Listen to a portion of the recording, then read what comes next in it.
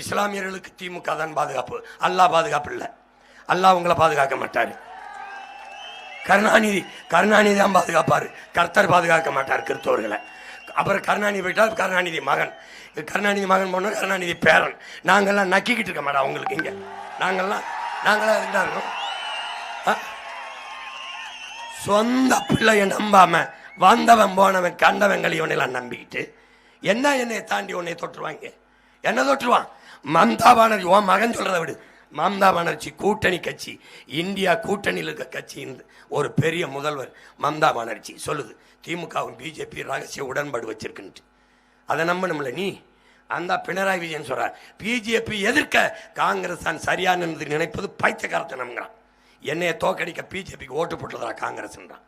கூட்டுக்களவாணி பயில்களை வச்சுக்கிட்டு நீ வேடிக்கை பார்த்துருக்க. நீ காங்கிரஸ் பிஜேபி ஏற்றுரும் திமுக. நிதி ஆய்வுக்கு கூட்டத்துக்கு 3 வருஷம் போகல, இடின்னாரு ஓடி வரேன் மோடின்னு போனார் உங்க ஸ்டாலின். வேஸ்ட்டுங்க. நீ போய் கையை பிடிச்சா அப்படி பேசினாங்க. கொஞ்சம் நிதியை ரிலீஸ் பண்ணுங்க, மாநிலத்துக்கு நிதி இல்லை, உதயநிதி ரிலீஸ் பண்ணுங்கன்னு வந்தாருல. வேஸ்ட்டுங்க, பைத்தியக்கார. எந்த காலத்தில் நீ திருந்த போற? இந்த காலத்தில் நீ போடு. நீ போடு. என்ன திரும்பி நீ என்ன பண்ற?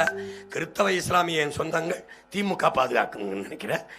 இந்து என் சொந்தங்கள் RSS பிஜேபி எங்களுக்கு பாதுகாப்புன்னு நினைக்கிறேன். இப்ப பிஜேபி வளர்க்கறது யாரு? இந்த திமுக. நீ மொத்தமா அறிவிப்பு கொடுக்குற, பொது அறிவிப்பு. ஆயர்கள் எல்லாம் பொது அறிவிப்பு. சிஎஸ்ல இந்த RCல இருக்கிற ஆயர்கள், இஸ்லாமிய ஜமாத்து பெரியவர்கள் எல்லாம் அறிவிப்பு, பொது அறிவிப்பு, திமுகவுக்கு ஆதரவு. அதே மாதிரிதான் அவன் இந்துக்க